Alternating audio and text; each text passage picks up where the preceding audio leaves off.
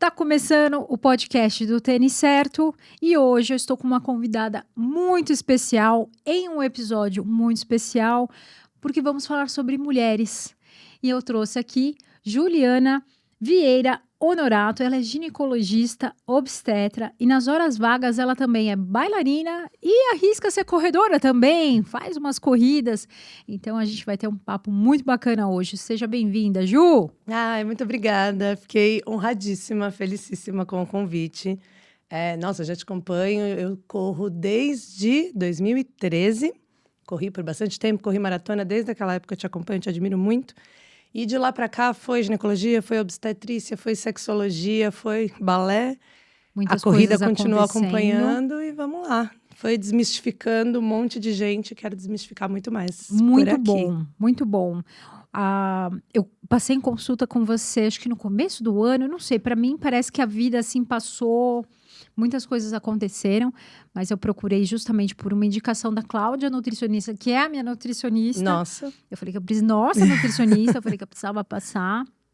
E ela me indicou e eu fiquei impressionada com a tua qualidade de atendimento que você passou, sei lá, 1h30 me explicando muitas coisas assim que eu tava, nossa, e foi muito bom. Então, eu falei, olha, o dia que eu consegui te levar no podcast, vamos gravar. Hoje deu. Então, e aí eu pedi perguntas para as mulheres e eu fiquei impressionada com a quantidade de perguntas. Foram mais de 50 perguntas, todas relacionadas ao feminino. Então, isso mostra que existe um interesse e que existem muitas dúvidas, principalmente para as mulheres que praticam esporte e principalmente na corrida ou nesse esporte de impacto que a corrida traz, né? E tem muita coisa para a gente conversar, Ju. Tem, eu acho que apesar da gente aprender sobre o ciclo menstrual, tudo, a gente aprende com uma cara muito de teoria de ciências, de biologia. A gente aprende lá na 7ª série com cara de matéria que vai cair no vestibular ou que vai cair na prova. Sim. Mas a gente não tem esse link de lembrar aquilo que a gente está aprendendo como ciclo menstrual, como sistema reprodutor, que é o que a gente aprende lá na escola, e linkar isso com a nossa vida, com a vida de saúde feminina. Sim. E aí vira um gap muito grande, porque quando a gente começa a sentir as coisas do nosso ciclo, quando a gente começa a ter a vida sexual, quando a gente começa a menstruar ou a entrar na menopausa, a gente não acessa novamente aquele aprendizado para tentar fazer esse link das coisas. E isso que falta. Por isso que a gente tem tantas perguntas, tantas dúvidas sobre coisas que às vezes são mais básicas, assim. E o corpo feminino muda muito para cada uma das fases. É como se você tivesse que reaprender sobre Exatamente. aquilo que funcionava antes já não funciona mais, né? E à medida que a idade vai chegando, e talvez para as mulheres na corrida, que é muito interessante que o esporte ele entra na fase da infância, aí ele sai na adolescência, porque aquela menina cresce, ela meio que abandona o esporte. Depois o esporte entra a maternidade, isso, aquilo, aí ela entra, o esporte volta depois de adulta, e aí entra numa fase que você começa a ver mudanças no seu corpo, começa a ver Mudanças no rendimento, e você fala, e agora? Eu tô ficando louca? Será que o que tá acontecendo comigo, né? E tem uma coisa em relação ao envelhecimento feminino, especificamente, Val, que assim, rapidamente, mas eu costumo fazer esse paralelo com as pacientes do consultório. Que é assim, quando você… Tem várias fases, né? Tudo é mudança de fase na vida da mulher ao longo da idade. E quando você é menina, criança, ali quando você tá adolescendo…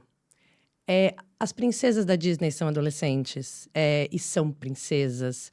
Quando a gente assiste aqueles filmes adolescentes, a mocinha do filme é linda e vive uma história linda que termina lindamente e ela é adolescente. Então tem uma beleza em crescer, ficar adolescente.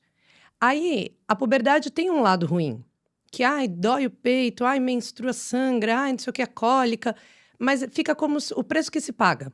Porque tem esse lado bonito que te vendem de ser adolescente. Né? Aí, quando você, eventualmente, vai trocar de fase e vai ficar na vida adulta, na vida do trabalho, tem um filme que ilustra muito isso, que é o De Repente 30. Então, tem aquela mulher bem-sucedida que trabalha, que se relaciona, que vai na festa e tal. Então, tem uma beleza. Quando ela vai engravidar, para aquelas que querem engravidar, tem uma beleza de ser mãe. tem um lado que é dito ruim. Então, tem uma dor nas costas, tem a barriga que vai crescer, eventualmente. Tem coisas que ela vai ter que se privar de comer, aí não sei o quê. Tem um lado ruim, entre aspas. Mas, por outro lado, tem um lado tão positivo que o ruim fica como se fosse, é um preço que se paga, mas vale a pena. Uhum. O problema do envelhecimento ou da fase que muda, climatério e menopausa, é que por conta dos padrões de beleza que foram vendidos, por conta do que a mídia ensina pra gente, ninguém falou pra gente qual que é o lado bom. Então, assim, as vilãs da Disney, né, as madraças, as princesas, são as pessoas de 40 e 50 anos. Verdade. Não, até agora que tem o Just Like That, agora que tem algumas protagonistas de novela, Andréa Beltrão, que tem essa idade. Até então não teve nenhuma Helena 45 mais Verdade. na novela. Então, não tinha nada de bonito.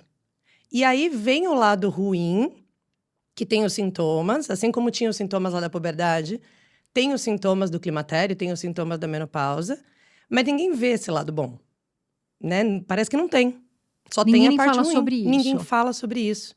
Ninguém vende pra gente, por exemplo, que é uma fase de muita maturidade, que é uma fase de muita sabedoria, que é uma fase que geralmente a sociedade cobra menos dessa mulher. Assim, quando que você vai casar? Quando que você vai engravidar? E quando que vai engravidar do segundo? Nossa, mas tá tarde, né? Não sei o quê. Nessa fase ninguém mais cobra. Nessa fase a mulher é mais livre. Nessa fase a mulher é mais madura pra falar não, muitas vezes. Então tem muita coisa Normalmente envolvida. ela já atingiu a sua independência financeira, ou pelo menos já, porque é interessante, às vezes você quer, mas não pode. Uhum. E na maioria, a gente não pode falar de todo mundo, né? Mas a maioria, hoje, ela quer e ela pode. Ela Muitas pode fazer vezes. as coisas que ela quer, ela já não tem aquele peso de cobrança do que os outros vão pensar. Então, Muitas tem vezes coisas os filhos boas já também. cresceram, então ela já tem uma certa flexibilidade maior de horários, de disponibilidade, de flexibilidade. E se a gente fizer uma conta, com a expectativa de vida que antigamente eram 60, e hoje, dependendo do acesso que a pessoa tem à saúde, já chega até uns 80 anos, vamos lá, se a pessoa entra na menopausa ali por volta dos 50, e ela vai viver chutando baixo, bem baixo, até uns 85, 80, que seja, Metade da vida dela. ela tem. Sabe, se ela for viver. A Fernanda Montenegro fez 90, vai fazer 95 em outubro. Se ela for viver 95, entrou na menopausa com 50, ela tem mais 45 para viver, é metade da vida. E a Fernanda Montenegro tá indo muito bem, obrigada, para os 95. Então, não é uma questão final da vida, como antigamente a gente via. É uma questão metade da vida. Se ela quiser começar a fazer balé, se ela quiser começar a fazer esgrima, ela começa. Se ela quiser abrir um novo negócio, ela começa. Então, falta a gente falar um pouco sobre esse lado bom, né? E sobre os recursos que a gente tem para lidar com os sintomas, assim como a gente teve recurso para lidar com a parte ruim da puberdade, da gravidez, de todas as outras fases. Não, eu converso com mulheres, Ju, acima de 50 anos que estão planejando correr maratona no mundo, assim. Exato. É a coisa mais linda de se ver, sabe? Olha, eu não viajava, agora eu tenho tempo, tenho o meu dinheirinho, eu tenho as minhas coisas e eu vou correr em Berlim. Uma maratona, né? Então, assim, tem muita vida para se falar. E o legal é muita que coisa. uma das ferramentas que eu, inclusive, vejo muito, que é um divisor de águas em como essas mulheres enxergam esse pulso de vida que tem, inclusive, da transição para a menopausa em diante, é o esporte. Sim. Quando elas começam a colocar o esporte na vida delas, inclusive quando começa a colocar o esporte a partir dos 40, mesmo para aquelas que nunca praticaram, isso gera uma mudança de vida surreal, porque isso gera essa visão de que, nossa, tô começando de novo. Sim. Né? É uma nova realidade, eu posso ser uma nova pessoa. É uma mudança de estilo de vida, literalmente, que é maravilhosa. E o esporte traz... Eu vou falar a corrida, porque é o que eu tô inserida. E ele traz uma coisa muito bacana, que no final você recebe uma medalha e você sente orgulho de você ter feito isso, sabe? É quase como se fosse, nossa, finalmente eu sou campeã de alguma coisa, né? Porque a maioria não tem acesso a isso, né? Então, de repente, nas fases todas. Aí chega lá na fase adulta, nossa, eu sou... E as pessoas te dão parabéns. Aí você, na sua família, você vira uma referência entre os seus amigos. Você fala, caramba, e é algo que é demais. mérito seu. Mérito você não tá festejando. Não que seja ruim você festejar o mérito do outro, né? Mas, geralmente, essas mulheres muito tiveram, assim... cuidando do marido, cuidando do filho, cuidando do outro, né? E cuida de todo mundo, e festeja as conquistas de todo mundo.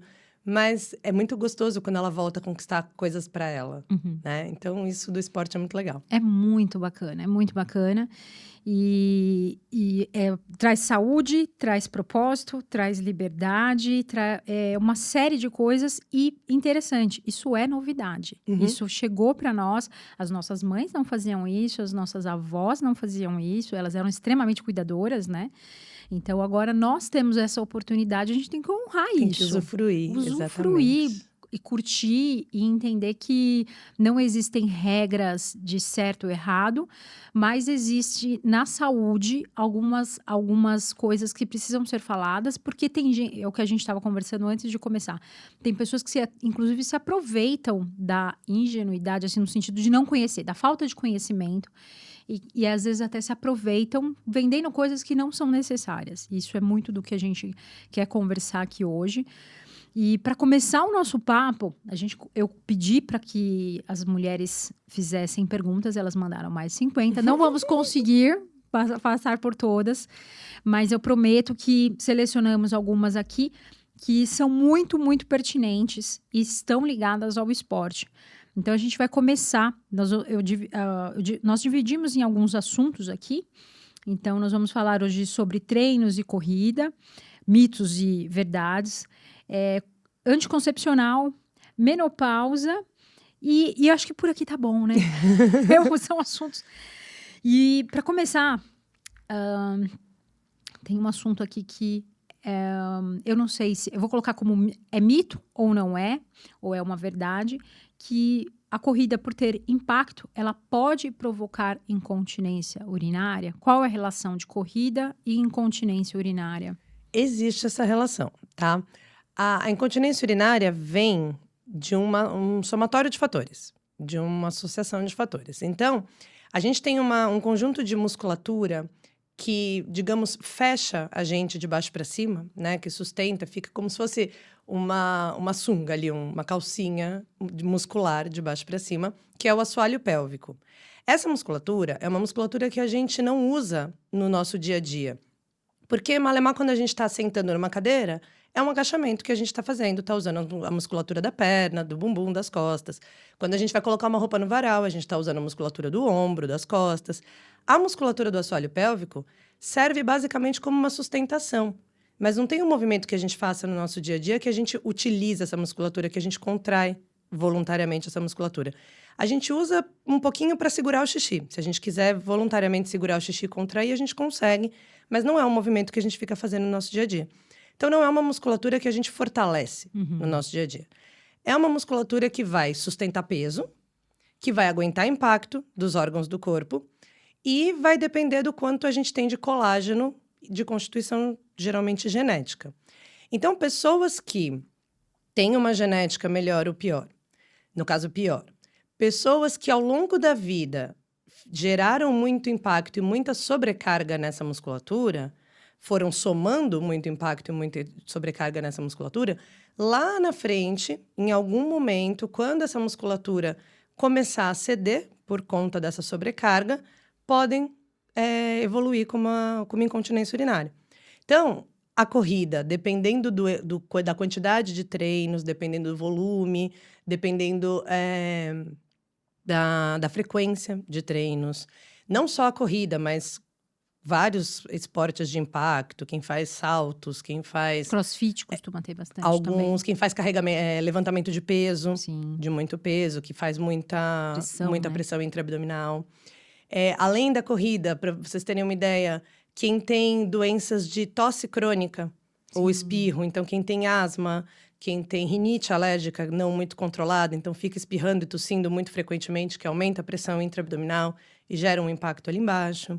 Gestações, várias gestações, e aí é importante dizer que não é o parto que vai aumentar esse risco necessariamente, é o número de gestações, porque durante a gravidez, essa musculatura vai suportar o peso do bebê, da placenta, do útero, do líquido e tudo mais. O parto, dependendo de como for, pode até ter um plus ali nesse risco, mas as sucessivas gestações vão causar. E aí a gente tem esse somatório de fatores associado à genética da pessoa, que pode ter um enfraquecimento maior dessa musculatura, E aí a gente pode ter o aumento do risco de incontinência urinária por enfraquecimento dessa musculatura. E o que a gente considera como incontinência urinária? Qualquer tipo de perda involuntária de xixi. Qualquer tipo de perda. Inclusive, é legal dizer isso. Nenhuma perda de xixi é normal. Nenhuma perda. Tossiu, deu uma perdidinha, mesmo que você tenha 70 anos, mesmo que você tenha 80 anos, falar, não, é normal da idade. Não é. E hoje em dia é muito comum que as mulheres que estão ali por volta dos 50, estão entrando na menopausa, já considerem isso algo da idade. Ah, porque eu estou entrando na menopausa, é normal ter ali uma perda. Não é normal. Existem algumas coisas que são esperadas da menopausa, o ressecamento, etc., que a gente vai conversar, mas ainda assim, a perda de xixi não é normal. Ela é esperada, a gente tem que tratar, mas ela é comum nessa fase, como um sintoma, e a gente tem que tratar, mas não é normal. Ninguém merece, ninguém precisa ficar passando por isso. Eu já conversei com mulheres que elas só conseguem sair para a corrida usando absorvente. Então, isso é uma incontinência urinária. Tem gente que vem no consultório falando, não, doutora, eu não tenho uma incontinência urinária, só de vez em quando, quando eu tô na maratona, no final tem um escapezinho. Você tem incontinência urinária. Não precisa ter uma quantidade específica ou um volume específico de xixi para ser uma incontinência urinária. Existem tipos. Então, existe aquela pessoa que vai perdendo de pouquinho quando faz uma força. Existem níveis. Às vezes, a pessoa precisa fazer uma tossidinha leve para perder. Às vezes, a pessoa precisa realmente carregar um supino, um agachamento grande para perder. Então, são níveis. Mas perder um pouquinho é. E existe um outro tipo de incontinência, que é aquele que a pessoa não perde de pouquinho, mas que tá correndo para chegar no banheiro e não dá tempo e faz todo o xixi de uma vez antes de chegar no banheiro. Tipo, fez na calça. Isso é um tipo diferente de incontinência. Mas todas são incontinência, todas têm tratamento. E tem tratamento? Eu ia perguntar isso. Tem tratamento? Tem tratamento. Quando é uma incontinência de esforço, que a gente chama, que é essa que você faz algum tipo de força, diferentes níveis de força, e você tem uma perda, pequenas perdinhas, a gente geralmente tem tratamento para melhorar a sustentação. Que envolve fisioterapia. Que envolve fortalecimento dessa musculatura na grande maioria das vezes. Algumas vezes, geralmente em mulheres com a idade mais avançada, isso pode envolver cirurgia, isso pode envolver algumas outras coisas, porque não é só o fortalecimento da musculatura. Isso envolve ligamentos, tendões, e aí a gente não vai conseguir fortalecer, porque isso é fixo, digamos assim, sabe? De uma forma bem simples. Tô falando isso porque às vezes as pessoas podem falar, mas eu fiz a fisioterapia, não resolveu, eu tive que operar. Ou, meu médico indicou operar direto. Aí, pode ser. Mas na grande maioria das vezes existe um enfraquecimento de musculatura envolvido. Então, a maioria dos estudos diz que uma das primeiras iniciativas que a gente tem que ter enquanto profissional é indicar um fortalecimento de musculatura. E isso a gente consegue com a fisioterapia pélvica. É uma das primeiras formas de indicar, é a fisioterapia pélvica, que funciona basicamente como uma musculação focada nessa musculatura. Como eu disse que a gente não fortalece no dia a dia, a gente precisa de um direcionamento para fortalecer essa musculatura. E é interessante buscar mesmo um fortalecimento específico, uma indicação de 1, 2, 3 vezes na semana, colocar, de repente, na rotina, fazer esses exercícios. Geralmente, para quem tem incontinência ou para quem tem um risco maior, eu indico procurar um profissional de fisioterapia. Por quê? Hoje em dia até tem na internet um monte de gente dando dicas, do tipo aperta e solta, aperta e solta. Qual que é o problema disso? Assim como qualquer outra musculatura do corpo, a gente pode fazer essa musculatura entrar em fadiga muscular. Uma coisa é a gente fazer... Exato. Então, uma coisa é a gente fazer um exercício de musculação com repetições. Outra coisa é a gente fazer um exercício de isometria. Eles têm objetivos diferentes, eles têm funções diferentes. Assim como existe uma fisioterapia normal, que dependendo da lesão que você tem muscular, você precisa de tipos de exercícios diferentes, ali também.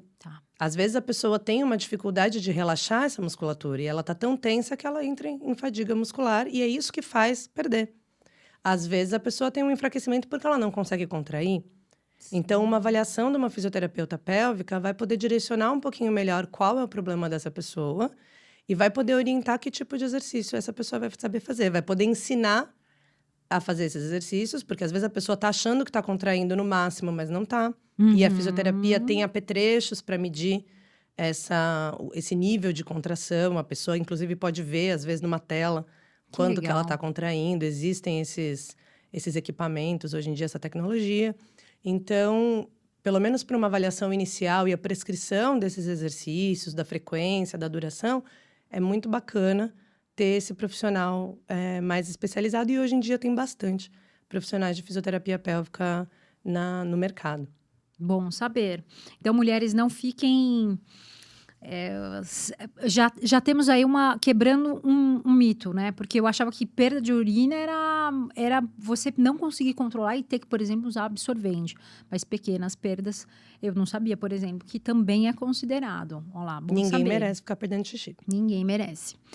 Agora, tem uma outra pergunta aqui em relação à candidíase.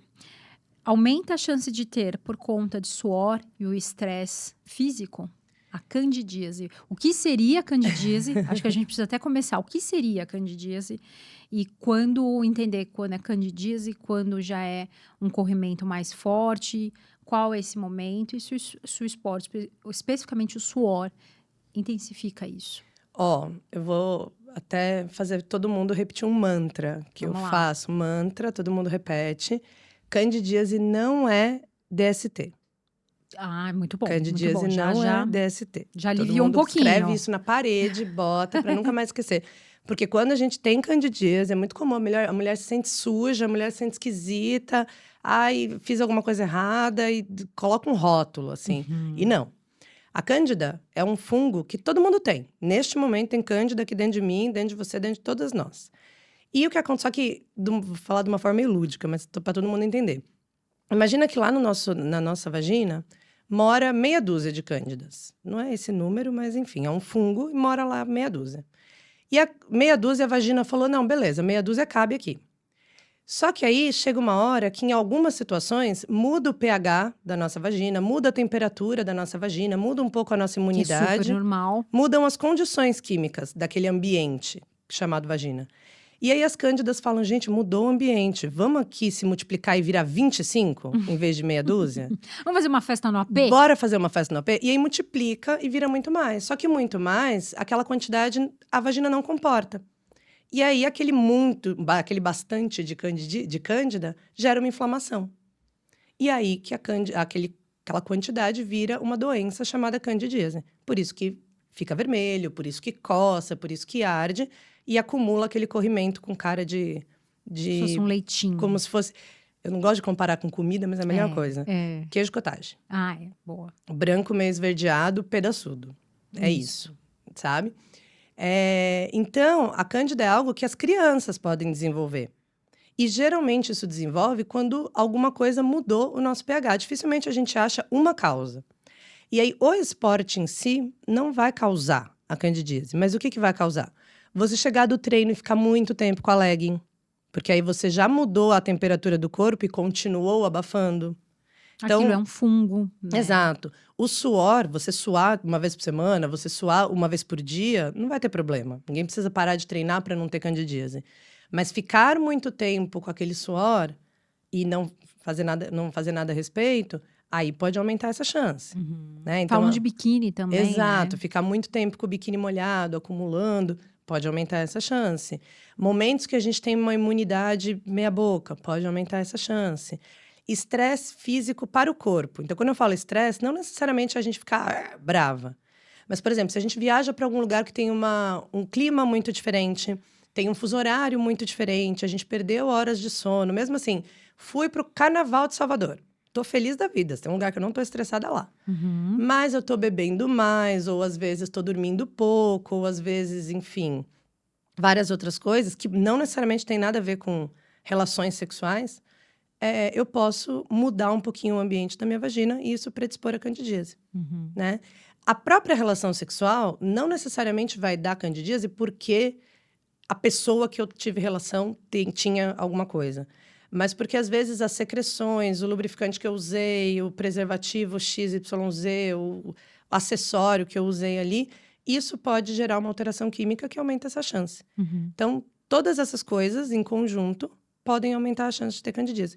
No caso do esporte, a gente terminar o treino, tirar logo a roupa, tomar um banho, deixar a vagina respirar, né? Deixar fresquinha, trocar de roupa, colocar uma roupa seca, principalmente em dias mais quentes, ajuda muito a prevenir esse tipo de coisa. Dormir sem calcinha ajuda também? 100%. Tudo que a gente diminua o hiperaquecimento da vagina ajuda muito a prevenir candidíase. Então, dormir sem calcinha. No dia a dia, usar calcinha de algodão. Algodão igual pano de calcinha de criança. Não é à toa que as calcinhas de criança são assim. São de algodão. A gente usar calcinha de algodão no dia a dia. Inclusive, se der para usar calcinha de algodão para treinar, melhor. Não basta só o forrinho ser de algodão. Porque às vezes o forro é de algodão, mas se embaixo é com uma lycra sintética ou outro tecido sintético, vai abafar. E aí a legging abafa e tudo abafa. Então, se ela é de algodão, além de ser um tecido mais respirável, ele absorve um pouquinho a umidade ali. Então, isso é melhor. Em dias que você fica em casa ou que você tem um tempo livre, fica com a calça do pijama, ou uma calça de moletom, qualquer calça, sem calcinha. Não precisa sair na rua sem calcinha, mas em casa, se der para ficar, melhor. E em dias de praia, de piscina e tal, é um pouco mais difícil, mas se tiver a oportunidade de tomar uma ducha, secar e colocar um biquíni seco, melhor ainda. Principalmente para as pessoas que costumam ter candidíase de repetição. E banheiro, pegar em roupa de cama, sei lá, fui dormir num hotel e você tem contato com um tecido que você não sabe a origem. Isso não tem nada a ver? Não. Não muito. Porque é isso, a cândida tá na gente. O fungo está dentro da gente. Então, não é algo que a gente pega de ninguém. Tá.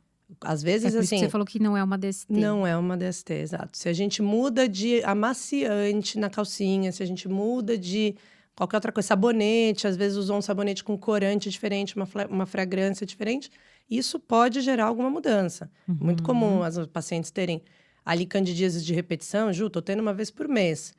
Tá usando algum produto diferente? Comecei a usar. Tira ele, vamos ver. E aí, melhora. Isso pode acontecer. Mas não necessariamente que você pega em algum lugar. Inclusive, esses sabonetes que são feitos para a área específica ajudam alguma coisa ou atrapalham? Não necessariamente. A recomendação da Sociedade Paulista de Ginecologia e Obstetrícia, eles têm, inclusive, um manual de higiene íntima que é liberado, que é público, não é só para médico. E a recomendação é assim: não precisa necessariamente ser um sabonete íntimo, pode ser um sabonete comum. O mais legal é que ele seja com o mínimo de fragrância, de corante, de substâncias irritativas, exatamente por causa disso, para não mudar tanto o pH da vulva e da vagina. O fato do sabonete, qual que é o grande ponto do sabonete íntimo? É que ele tem um pH, uma acidez, parecida com a acidez da vulva e da vagina. Só que aí que tem um negócio. A gente não pode nem diminuir muito a acidez, mas a gente também não pode aumentar demais a acidez.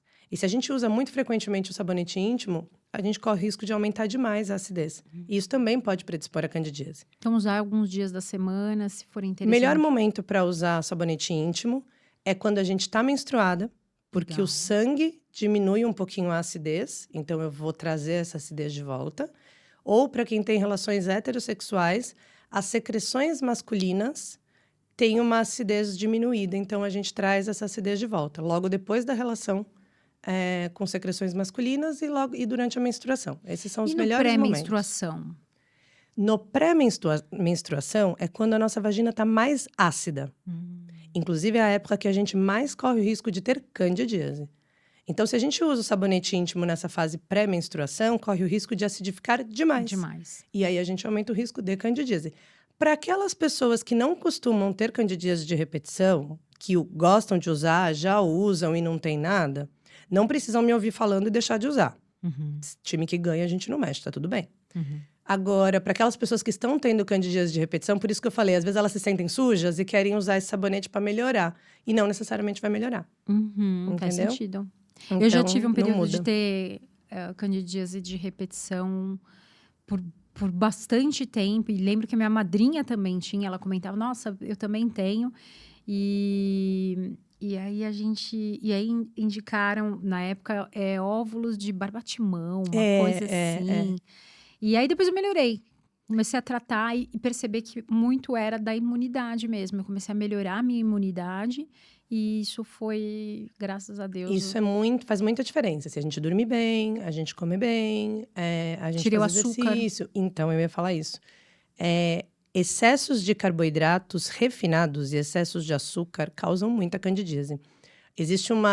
Nossa vagina tem um revestimento, uma camadinha de açúcar. Imagina um bolo revestido de açúcar, assim, açúcar cristal. É quase isso. Porque a gente tem lactobacillus, bactérias lá dentro, e elas precisam comer. E elas comem esse revestimento, isso chama glicogênio. Então, se a gente come muito açúcar, é como se a gente fosse incrementar essa camadinha de açúcar que tem lá dentro, esse glicogênio. Aí a gente dá mais comida para essas bactérias, aí elas fermentam mais e elas liberam mais ácido lático. Então, a nossa vagina fica ainda mais ácida. E eu acabei de falar que a acidez aumenta a chance de candidíase. Então, épocas do tipo Páscoa, do tipo Natal, que a gente já tá viajando, já é feriado e a gente come açúcar pra caramba. Tô no verão usando o meu biquíni molhado o dia inteiro. E comendo bastante doce, é isso. Ou no inverno, que eu tô abafando e comendo fundia bastante, Verdade, mesma coisa. faz sentido. Então, a gente tem que tomar cuidado com esse açúcar. Isso é muito, muito comum também. Depois que eu melhorei tudo isso, como mágica, tudo melhorou. Exato. Não é? E também é importante um outro mantra, que é candidíase de repetição é a gente ter mais do que 4 vezes por ano. Porque Tá. como a cândida é algo que tá dentro da gente, dificilmente normal. a gente vai sumir com ela para a vida inteira.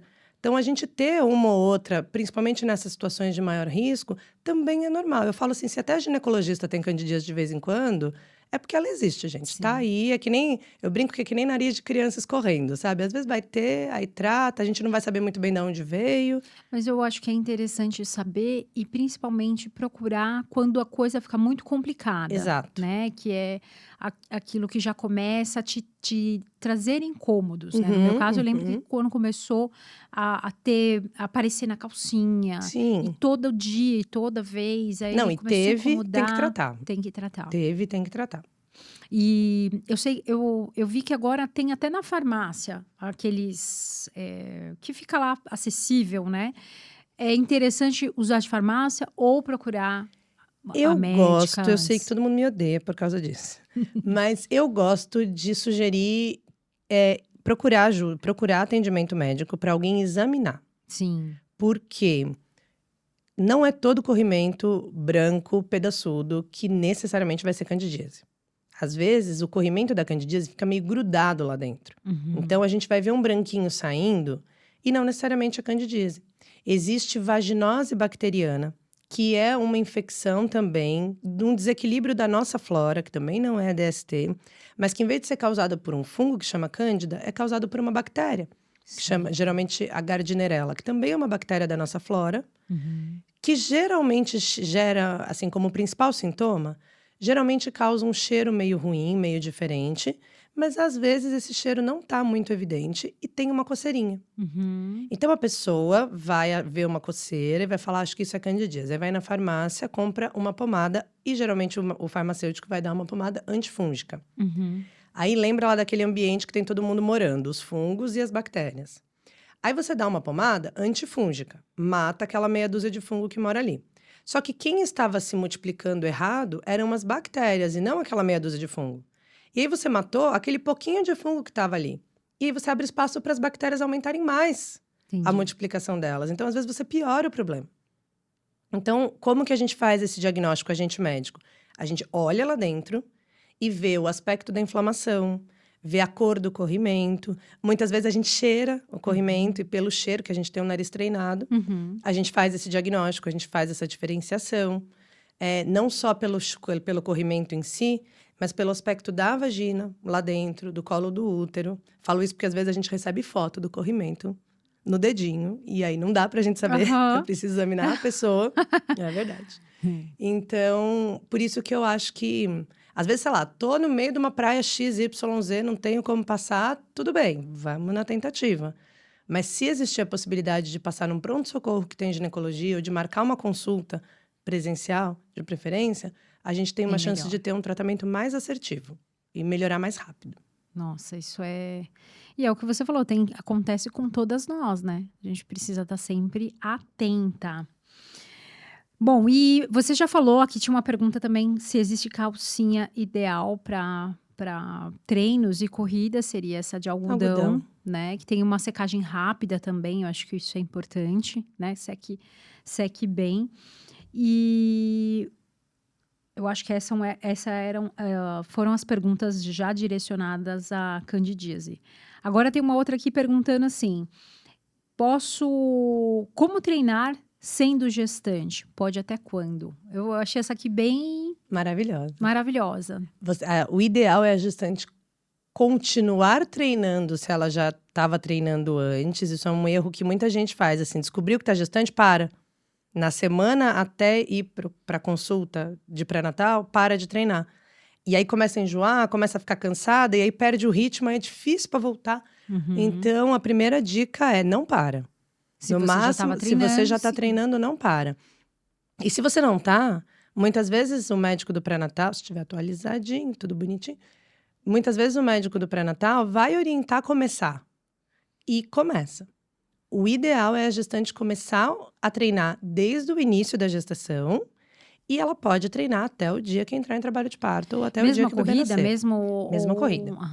O que a gente tem que interessante. fazer, assim, primeira coisa, não existe nenhum movimento que desprende o bebê dentro da barriga. O que prende a gravidez, o saco gestacional e o bebê dentro do útero são processos químicos e imunológicos. Então, não é que a gente vai sacudir e vai Vai desprender soltar. de forma mecânica. Então, uma gestante pode ter o impacto, uma gestante pode pular num show de rock, por exemplo. Uma gestante pode fazer um agachamento. É até engraçado porque a gente não para pensar, mas se eu tivesse que proibir uma gestante de fazer um agachamento, ela não ia ter como sentar para fazer xixi, Sim, é verdade. né? Não ia ter como É o dobrar o mesmo joelho para movimento. sentar numa cadeira. Se uma gestante de 8 semanas, que eu tenho um feijãozinho lá dentro, um pouquinho mais que o feijão, mas pequenininho, fosse capaz de pular e o bebê desprender, uma grávida de gêmeos de 9 meses, que tem 7 quilos de criança dentro da barriga, não ia ser capaz de sustentar. E sustenta. Então, não existe não existe nenhum movimento que seja capaz de desprender o bebê de dentro da barriga. O que acontece é a gente tem que fazer adaptações no treino, porque, por exemplo, fisiologicamente, a gravidez gera uma mudança na estabilidade das articulações. Todas as articulações da gestante ficam meio molenguinhas, ficam mais frouxas, com mais risco de torção, principalmente a articulação do tornozelo. Então, a gestante tem mais risco de torcer o pé e de cair. E aí, se ela cai e bate a barriga, aí sim que é perigoso. Então, a gestante pode continuar correndo? Pode. Mas a gente vai orientar a correr num terreno que seja mais estável, com um tênis que tenha uma estabilidade maior. Então, se ela corre numa calçada toda quebrada, a gente vai evitar. Se ela gosta de pedalar, ela pode pedalar? Pode. O banquinho da bicicleta não vai atrapalhar em nada. Mas talvez seja melhor uma bicicleta ergométrica, que é estável, do que ela pedalar num terreno cheio de curva, que tem uma chance de cair e ela não vai ter tanta Ou de ser estabilidade. atropelado, qualquer coisa assim. Exatamente. O próprio equilíbrio dela tá diferente por conta da barriga crescendo. Então, a gente vai gerar estabilidade para essa gestante. Até na musculação, ela vai poder continuar fazendo todos os exercícios dela, inclusive carregando peso. A gente vai manter a carga de forma que ela consiga fazer repetições, 10 a 15 repetições, e as últimas estarem difíceis. Mas a gente vai gerar estabilidade, porque se ela tiver que carregar um peso livre, a chance dela torcer um punho e se machucar com o peso, ou fazer um afundo e torcer o joelho ali e cair, isso é maior. Isso pode acontecer. Exato. Tá. E num exercício aeróbico, o objetivo vai ser manter o fôlego, de acordo com o que o corpo dela for aguentando, conforme a gravidez for evoluindo. Não é o momento de ganhar performance, né? Não é o momento de de diminuir pace, de aumentar a distância. Então, existe um limite que a gente vai orientando de acordo com a gestação, com o avançar da gestação, mas ela pode manter ali um exercício aeróbico que canse. A gente costuma usar um negócio que chama talk test. Então, se a gestante consegue fazer um aeróbico e falar do jeito que eu tô falando aqui, tagarela, é porque tá fraco. É porque ela tá perdendo tempo. A gente faz, inclusive, dá uma cantadinha na música que você tá ouvindo. Se você conseguir cantar a estrofe inteira, é porque tá fraco. Mas se ela chegar num nível que ela não consegue nem falar, se ela chega assim, falando palavras cortadas, passou. não é para chegar nesse lugar. O lugar que ela chega é de falar frases curtinhas. Ela precisa conseguir falar uma frase de 3 a 4 palavras ali, mas com uma certa dificuldade. E aí, conforme a gravidez vai passando, ela precisa fazer menos esforço para chegar nesse nível. Então, ela não precisa pegar mais leve de propósito. O próprio corpo dela vai pedindo para ela pegar mais leve. Se antes ela conseguia correr 5 quilômetros e chegar nesse nível, quando ela tiver com 28 semanas, talvez com 3 quilômetros ela já chegue nesse nível. Antes a esteira estava no 11, agora a esteira está no 7. E ela já está nesse nível. Porque o corpo vai mudando. Então, vai geralmente é assim. pressão, vai aumentando. Mas se ela faz exercício desde o começo, ela melhora a forma que a placenta tá se formando. Então, diminui o risco de pré-eclâmpsia, que é uma doença de pressão alta na gravidez. Diminui o risco de diabetes. Diminui o ganho de peso na gravidez, e isso ajuda a diminuir essas complicações. Diminui o risco de trombose. Diminui a dor nas costas na gravidez. Diminui o inchaço. E tem estudo até que fala que o trabalho de parto tende a ser mais curto em gestantes que fazem exercício até o final. Ou seja, só benefícios. Só benefício. Que bacana. Então, mulheres, entrem, coloca o esporte, né, na sua rotina, e lembre-se que depois que o bebê nascer é uma outra história. E não se cobrem performance Não, também pelo nesse amor de Deus. momento. Não é um momento, não é. Às vezes eu recebo mensagem de mulheres assim: nossa, eu vejo você indo treinar, e eu penso, como eu sou preguiçosa, eu não vou, tô aqui, o bebê dormiu, eu podia. Eu falo, peraí, como assim, bebê dormiu? Você tem um bebê, né? Então, assim, tenha paciência com você, tenha paciência com essa fase. Não é hora de pensar.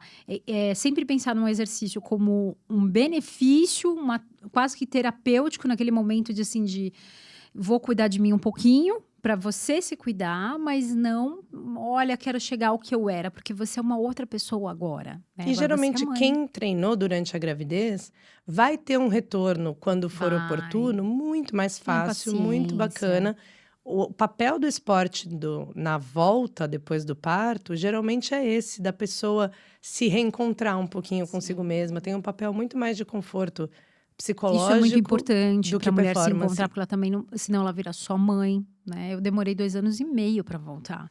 E não foi de um dia para o outro, né? E demorei para me encontrar. E depois é que você se encontra, né? Então tenha paciência, sem cobranças. Olha, você correr em Paris. Pois é, então, tenha paciência. Volta. Né? Volta. Olha, agora a gente vai entrar no assunto de anticoncepcional. Anticoncepcional é uma dúvida também muito forte entre as mulheres. Tem algumas linhas que falam para evitar os hormônios. Hoje eu escuto bastante isso. Outras que dizem que não tem nada a ver. Então, vamos entrar nesse assunto que também tem muitas dúvidas, né? O anticoncepcional pode causar inchaço? Pode. Vamos pensar em pílula. Anticoncepcional. Quando a gente fala em anticoncepcional, geralmente é de pílula que a gente está falando. A maioria das pílulas é uma combinação de um hormônio que imita a ação do estrogênio, que é um hormônio do nosso ciclo menstrual, e um hormônio que imita a ação da progesterona. Esse hormônio que imita a ação da progesterona, como é uma molécula que imita a ação dela, a gente tem vários tipos dessa molécula no mercado, um montão. E cada um desses tipos pode ter uma ação diferente no nosso corpo e no corpo de cada uma das mulheres. Sim. Então, algumas vezes, alguns têm uma ação específica. Então, eu posso pegar uma molécula que ajude um pouquinho a melhorar a acne, uma que ajude um pouquinho a diminuir o inchaço, a outra que é neutra. Mas cada uma vai ter um efeito colateral específico em cada mulher. E como imita a ação da progesterona, e a progesterona é o hormônio que causa TPM na gente, como o inchaço é um sintoma comum da TPM, é possível que muitas dessas moléculas gerem inchaço como um efeito colateral. Isso é muito de cada organismo. Uhum. Então, vai ter uma pílula que causou inchaço numa pessoa e não vai causar inchaço nenhum na outra.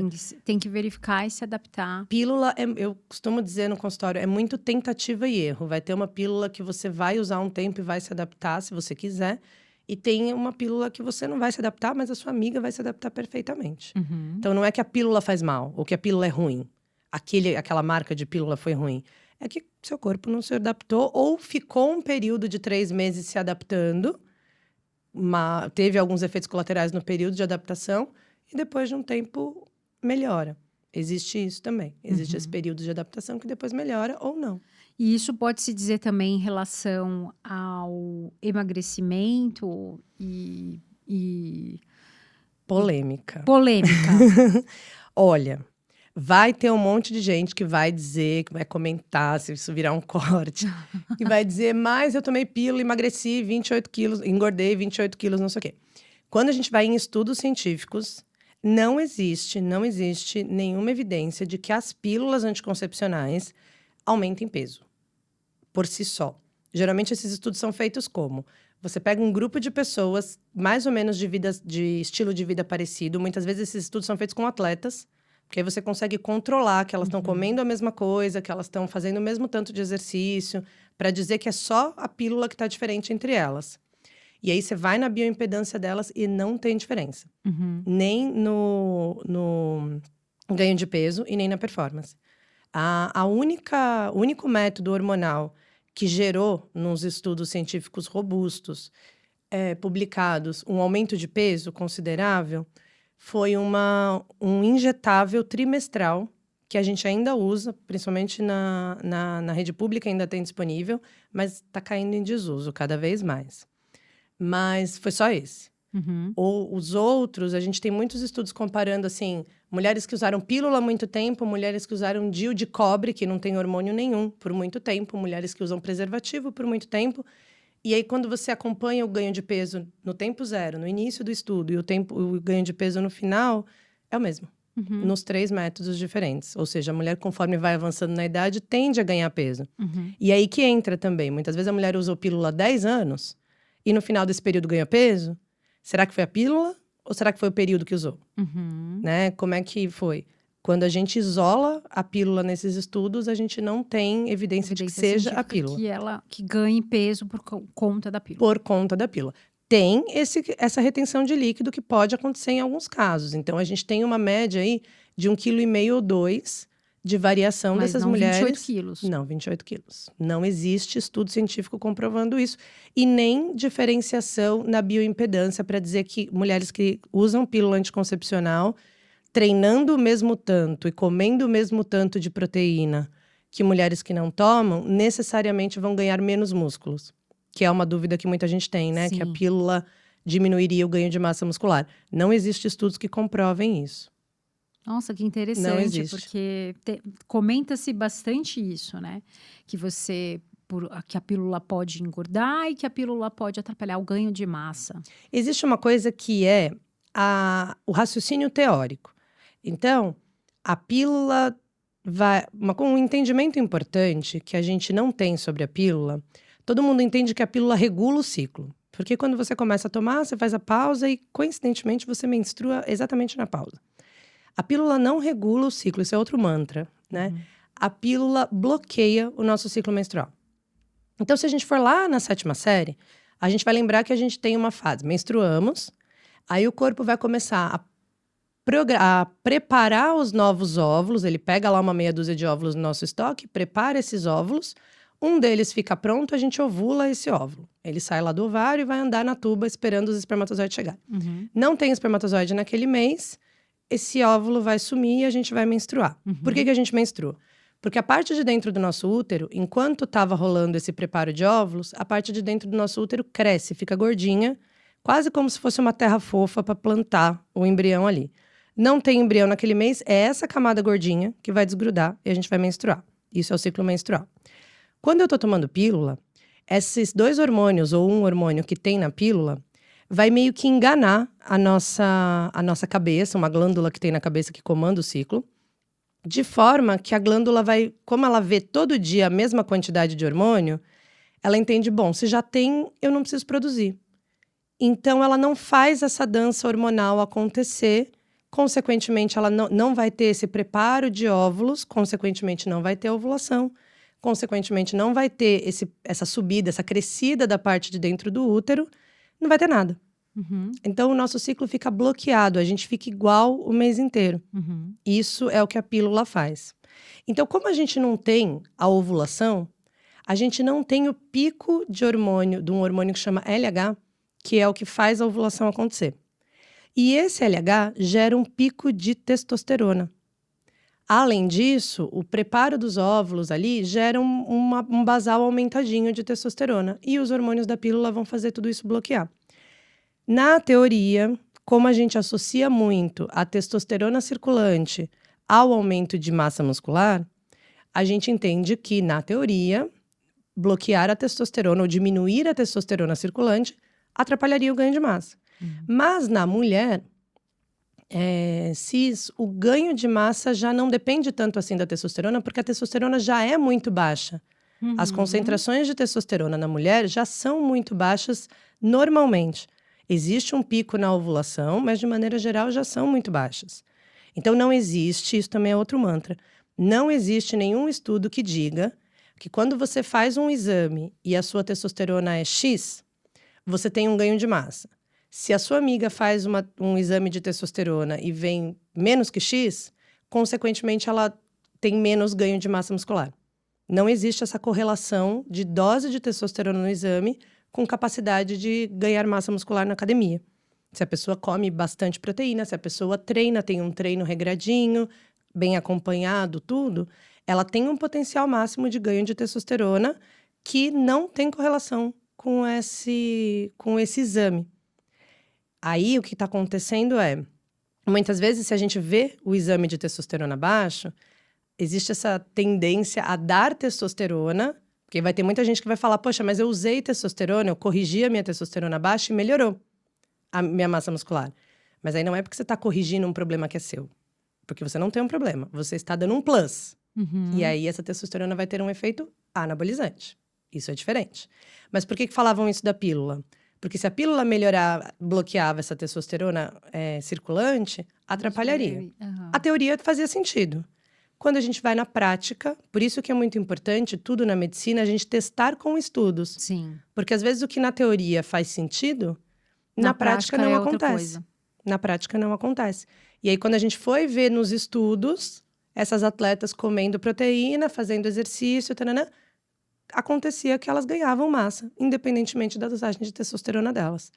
Então, não existem estudos que comprovem nem a interferência da pílula no ganho de massa muscular e nem no peso. Olha que interessante. Mas, falando assim, é interessante você fazer o uso do anticoncepcional, que você perde essa noção, você para a sua menstruação, isso saudável? É saudável, né? Porque hoje, por que eu falo isso? Hoje já se fala de uma outra, não sei nem se a gente pode falar sobre isso ou não, mas enfim, de uma coisa mais natural, no sentido de quase que usando o ciclo feminino de menstruação como um oráculo, assim, sabe? De olha, se você tá bem, se você não tá bem, observando como é o seu ciclo para se entender como mulher. Olha, é uma escolha, tá? Por exemplo, eu tenho pacientes que gostam muito de saber em que momento que estão, porque tem gente que realmente, quando tá nessa fase de período fértil, que você tá sob efeito principal do estrogênio, existe uma tendência a você estar um pouco mais disposta, a você estar um pouco mais animada, você se sente, às vezes, um pouco mais bonita, tá com a autoestima um pouco mais aumentada. Às vezes, o rendimento no treino até aumenta um pouco, sob efeito do estrogênio. Então, tem gente que gosta de aproveitar essa fase. Dali uma semana e pouquinho, vai ter a fase da progesterona, vai ter a fase da TPM. Que é uma fase que, às vezes, a gente fica um pouco mais preguiçosa, um pouco mais introspectiva. Tem gente que se sente mais criativa ali, mais sensitiva. Mas, por outro lado, às vezes fica mais inchada, fica mais irritada, ou mais sensível, chorando. É uma oscilação. Tem gente que vai ter uma oscilação maior, tem gente que vai ter uma oscilação menor. Então, a longo prazo, para a sua saúde, bloquear os ciclos não vai ter nenhuma consequência. Né? Se a gente quiser saber isso, assim, bloquear os ciclos, da hora que eu tirar a pílula, vai gerar um problema de fertilidade lá na frente? Não vai. Na hora que você para a pílula, a glândula lá da cabeça fala, olha, faltou hormônio, então eu tenho que fazer. Aí volta o ciclo normal. Se fosse assim, de quando você usa a pílula por muito tempo, você piora a sua fertilidade, depois de um tempo tomando pílula, a gente poderia esquecer. Aí a pílula vai perdendo a necessidade de usar. Sim. E isso é mentira. Se lá na frente você esquece a pílula, você corre o risco de engravidar e esse risco é igual. Então, não. Esse mito de que quando você usa muito tempo, isso mexe com a sua fertilidade, vem porque geralmente você usou muito tempo, quando você para de usar, você está mais velha. Sim. E é a idade que vai te atrapalhar para engravidar, não o tempo que você usou de pílula. Então, Quanto mais a idade vai avançando, mais vão caindo as suas chances de engravidar. o principal fator que atrapalha a nossa fertilidade é a idade. Então, uma pessoa que usou pílula dos 15 até os 35 não vai ter uma dificuldade de engravidar porque usou pílula há 20 anos. Vai ter uma dificuldade de engravidar porque tem 35. A mesma dificuldade de engravidar de alguém que usou um DIU de cobre sem hormônio nenhum e ovulou e menstruou dos 15 até os 35. A mesma dificuldade de engravidar de alguém que nunca teve relação e foi ter a primeira relação para tentar engravidar lá com 35. A mesma. Isso é bem comprovado em estudo científico. Então, não tem nenhum problema para engravidar. Hoje em dia, a gente tem muitos estudos dizendo que a pílula a longo prazo, bloquear os ciclos ou não bloquear os ciclos, não vai aumentar o risco de câncer. Pelo contrário, existem estudos muito bem estabelecidos de que usar pílula muito tempo diminui o risco de câncer de ovário. Olha que interessante. Dá para dar um Google aí, escreve pílula e câncer de ovário, que vai ter essa informação lá. Pílula há bastante... Não que precise usar pílula para isso, mas quem está usando diminui o risco de câncer de ovário. E o bloquear os ciclos não gera nenhuma consequência a longo prazo. E no dia a dia é uma escolha. Então, quem gosta de se ver como que é em cada ciclo, em cada fase do ciclo, geralmente escolhe não usar a pílula. Mas eu tenho pacientes, por exemplo, inclusive atletas, que, poxa, Ju, e se a maratona cair justo na TPM? Sim. Não quero. E se o campeonato cair justo na TPM? Eu tenho uma paciente que é bailarina, junto comigo, fala, eu odeio quando tem apresentação na TPM, eu fico muito mais nervosa, fico tensa e tal. Aí você pode controlar isso. Pode controlar isso. Tenho pacientes que preferem, né, se ver no ciclo e aí pararam de tomar pílula por isso. Aí viram e falaram, ai, não gostei da minha TPM, quero voltar. Tá bom, volta. E os efeitos colaterais? A gente vê o benefício, que é quase que esse controle, e os efeitos colaterais, como eles estão? Fala-se muito em trombose, fala-se... quais são os efeitos colaterais para a gente ficar consciente de todos eles e saber qual é o melhor caminho. Isso, um pouco vai ser aquela coisa da tentativa e erro. Então, eu vou ter inchaço, que pode ter, eu vou ter um pouco de dor na mama. Algumas pílulas podem melhorar a oleosidade da pele, melhorar a acne. Algumas pílulas podem piorar. E isso gerar um pouco mais de oleosidade, gerar um pouco mais de acne. Então, vão ter alguns efeitos. Algumas pílulas podem gerar um pouco mais de dor de cabeça, principalmente em quem já tem enxaqueca. Ou esse diagnóstico de enxaqueca, algumas pílulas podem piorar. Então, a gente vai ter que escolher a pílula certa. Então, vão ter pílulas específicas para cada caso e algumas a gente vai ter que tentar uma, não deu certo, troca. O risco de trombose, especificamente, esse sim é uma realidade nas pílulas combinadas. Aquelas que eu falei que tem uma molécula que imita a ação do estrogênio e uma que imita a ação da progesterona. Nesses casos, existe o risco de trombose, que é quando entope uma veia da perna, mas a matemática é mais ou menos assim. Para cada 10 mil mulheres que não tomam nada, o risco de trombose é 1 a 2 a cada 10 mil. Então, 1 ou 2 mulheres a cada 10 mil vão ter trombose na sociedade, porque são mulheres. Isso é para quem não toma nada. Para quem toma pílula combinada, esse risco sobe, da última estatística que eu vi, 6 a 10. 6 a 10 a cada 10 mil vão ter trombose. Então, por um lado, era 2 virou 10, é um risco que aumenta. Só que, por outro lado, ainda são 10 em 10 mil. E um fator importante esse risco é maior no primeiro ano de uso. Então, se no primeiro ano você não teve, no ano seguinte esse risco é menor, e no ano seguinte é menor, e assim sucessivamente. Se você usa continuamente e não teve trombose, a sua chance de ter é menor ainda. E se você não fuma, se você não tem uma obesidade, se você pratica exercício, tudo mais são formas de diminuir ainda mais esse risco. Então, se você quer controlar o seu ciclo, é importante você estar consciente de que esse risco de trombose não é zero, mas que ele é um risco muito, muito pequeno. E se você não tem outros fatores como esses que eu falei, ou um risco aumentado familiar, genético, de trombose, você tem uma segurança relativa aí para usar esse método. É engraçado que quando eu fui em consulta com você, eu sempre tive dificuldade em engravidar, eu te falei isso, né? Precisei fazer tratamento. E aí você me perguntou, e aí, qual que você usa algum método, algum anticoncepcional, alguma coisa? Eu falei que não, né? Que eu falava assim, Ju, tô tranquila porque eu acho que eu não posso engravidar, enfim. Aí você falou, não, poder você pode, né? Se você não tem nenhum Se você não diagnóstico tem, definitivo, não tenho, mas é interessante, né? Porque eu nunca engravidei na vida. Naturalmente, a minha filha, eu fiz tratamento e tô aí, tranquilona. 20% das pessoas que fazem tratamento para engravidar, na verdade não.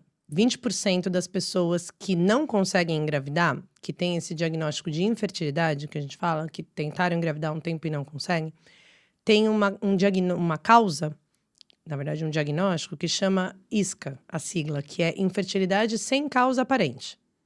Então, são casais que estão tentando, não conseguem, acabam indo para um tratamento de fertilização in vitro, de inseminação, de reprodução assistida, mas que a gente não conseguiu achar um diagnóstico. Por a gente não ter conseguido achar um diagnóstico, a gente não sabe se ele é um diagnóstico definitivo, ou seja, um diagnóstico de esterilidade, que assim, é impossível desse casal engravidar, ou se é um diagnóstico reversível. Simplesmente não aconteceu, mas não, nada impede de acontecer. E por que a gente sabe que é possível? Porque a gente vê, muitas vezes, casais que fizeram, ou mulheres que fizeram um tratamento de reprodução assistida e engravida do segundo. Às vezes até meio sem querer ali, engravida do segundo. Isso existe. Então, geralmente a gente fala. Claro, às vezes tem uma questão idade que interfere, tem várias outras questões que interferem. Mas a gente fala, às vezes, se você absolutamente não quer de jeito nenhum, não cabe na sua vida uma gravidez, não custa nada prevenir, sabe? Isso é uma olhar, coisa que observar, a gente sempre fala. O que acontece. Ô, Ju, aumentou o número de mulheres ou de casais que não podem engravidar? Ou isso é só... Ou sempre foi assim, as pessoas não falavam sobre isso, porque... Eu tenho encontrado muitas pessoas hoje, mulheres, né, que estão tentando engravidar e não conseguem. Ou isso tem a ver, às vezes, com peso, tem a ver com estresse, enfim. Eu acho que são muitos fatores. O primeiro fator, que é muito definitivo, que é muito determinante disso, as mulheres estão tentando engravidar mais tarde. É verdade. Você falou que a idade também é um A gente fator. nasce com uma quantidade determinada de óvulos. A partir do momento que a gente saiu da barriga da nossa mãe, a gente, mulheres, a gente não produz mais óvulo. Óvulo é a nossa metade do embrião, né? A gente não produz mais os óvulos. Aquela quantidade que nasceu é aquilo que a gente vai ter. E esses óvulos têm uma vida útil. A partir do momento que a gente nasceu, eles já começam a morrer. Igual o cabelo que cai. Eles já começam a morrer. Inclusive, antes da gente começar a ovular pela primeira vez, na puberdade, eles já estão morrendo. Quando a gente nasce, a gente tem ali entre 1 e 2 milhões de óvulos. Quando a gente menstrua pela primeira vez, a gente já tem uns 400 a 500 mil. Então, mais da metade já morreu e a gente nem menstruou, nem teve a possibilidade de engravidar deles. Então, a gente vai perdendo esses óvulos. Se deu a sorte de ovular deles, ou Posso se deu... fazer uma pergunta Claro, muito besta? Claro, Mas tá aqui na minha cabeça. claro. Nenhuma pergunta é Onde besta. estão esses óvulos? Guardadinhos no nosso ovário, que eles são microscópicos. Ah, tá. Porque eu fiquei pensando, porque ele cresce depois. Na hora, então, lembra que eu falei que a gente tem aquele preparo para ovular? Falei, onde é que ele tá? Onde que eles estão guardados? Não. Lá nos primeiros dias do ciclo, logo depois que a gente menstrua, o ovário pega uma meia dúzia desses óvulos e vai começar a preparar esses óvulos para uma nova ovulação. Esse preparo significa fazer eles crescerem. E aí, geralmente, um deles vai crescer mais do que os outros. E aí, nesse momento, ele fica grandinho, a ponto da gente conseguir enxergar em alguns tipos de microscópio. E aí que ele fica grandinho para fazer aquela cena famosa dos espermatozoides batendo até que um fura, sabe? Sim. Então, eles são microscópicos lá quando a gente nasce e ficam guardadinhos no nosso ovário, que é pequeno. E aí, a cada ovulação, uma levinha cresce. Mas tem alguns que vão morrer antes mesmo de serem preparados para ovular. E o ovário policístico, o que acontece? Que dá até para ver, assim, que fica um monte de Aquilo ali são, aquelas bolinhas são folículos, são como se fosse uma bolinha de água que tem o óvulo dentro.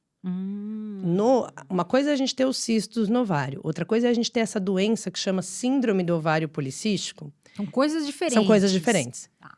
Quando a gente faz a ultrassom e vem escrito lá ovário policístico, significa que o ovário está cheio de bolinhas, que como se fosse preparando esses óvulos. Então, esse ovário está preparando os óvulos. Isso é uma coisa normal. Outra coisa é quando a mulher tem essa doença que chama síndrome dos ovários policísticos, que digamos que é uma bagunça hormonal que ela tem, que faz com que esse processo do ciclo menstrual não aconteça dessa forma que tem que acontecer. De uma forma bem simples, ela começa a preparar os óvulos, mas por conta de uma baguncinha hormonal, ela demora mais para ovular. Ela prepara, mas não termina esse preparo, não ovula. E aí, por conta disso, fica um monte de bolinhas começadas ali no ovário, que não chega a terminar. Por isso que a doença ganhou esse nome de síndrome dos ovários policísticos. Mas os ovários policísticos da síndrome, da SOP, é uma consequência. Não são os cistos que causam o problema. Os cistos são uma consequência do problema. A irregularidade menstrual, porque aí se ela demora para ovular, ela vai passar meses sem menstruar. A irregularidade menstrual é outro sintoma, outra consequência do problema. E nessa de ficar... Lembra que eu falei que no começo do ciclo, a gente tem um aumento da testosterona? A moça que tem síndrome do ovário policístico, como ela fica preparando e demora para terminar o ciclo, a testosterona dela geralmente sobe um pouco mais, fica um pouco mais continuamente alta. E, consequentemente, ela vai ter mais sintomas de acne, de queda de cabelo, do efeito dessa testosterona no corpo. Mas, veja bem, não necessariamente ela vai ganhar mais massa muscular que todo mundo. Para vocês verem que não tem essa relação da testosterona necessariamente com o ganho de massa muscular. Muito interessante. Pelo contrário, ela pode ter outras questões metabólicas, de aumento de açúcar no sangue, de risco de diabetes, de ganho de peso. Então, uma coisa é só ter o cisto no ovário, outra coisa é ter essa doença toda metabólica, na qual os cistos são uma consequência. Olha só, eu quando jovem fui diagnosticada com síndrome do ovário policístico e depois, na fase adulta, foi melhorando, né? Isso é uma coisa que também vale a pena contar para todo mundo, assim. Hoje em dia, e isso é uma coisa muito recente, não é que as pessoas fizeram errado no passado. Hoje em dia, existe uma regra que a gente não pode fazer diagnóstico de síndrome do ovário policístico nos primeiros 4 anos pós primeira menstruação. Então, se uma menina... é o que acontece. Então, se uma menina menstruou com 12, se ela ganhou um diagnóstico de síndrome do ovário policístico antes dos 16 para 17, esse diagnóstico, hoje em dia, já não é mais considerado. Por quê? Porque nessa fase dos 4 primeiros anos, o ciclo menstrual ainda está amadurecendo. Então, pode ser que aconteça isso do corpo ficar preparando para ovular e demorar para terminar o ciclo, não porque ela tem uma doença, uma bagunça hormonal, mas porque o ciclo ainda está aprendendo. Então, é como se muitas adolescentes têm chance de ter sintomas parecidos com a SOP por pura imaturidade desse eixo e que daqui a pouco vai acertar. Se esperar um pouquinho, o ciclo vai aprender. Vai organizar. Então, ela não tem SOP. É muito comum a gente ver muitas mulheres que começaram a tomar pílula lá na adolescência para tratar uma possível SOP. E aí, quando tira a pílula, depois de adulta, o ciclo tá perfeito e ela tá perfeita. E ela fala, minha SOP melhorou, sumiu. E a síndrome do ovário policístico, por definição, não tem cura. Ela tem controle, mas ela não tem cura. O controle é muito dieta controlada, atividade física. Então, pode ser que a SOP de uma pessoa que treina, que não tem um sobrepeso, etc., tenha melhorado porque controlou por causa dos hábitos de vida. Mas também pode ser que ela nunca tenha existido. Que esse diagnóstico foi só um diagnóstico Talvez meio precoce também. Muito interessante. Teríamos mais assuntos aqui, mas eu quero entrar no assunto que chamou muito a atenção das mulheres, que é menopausa.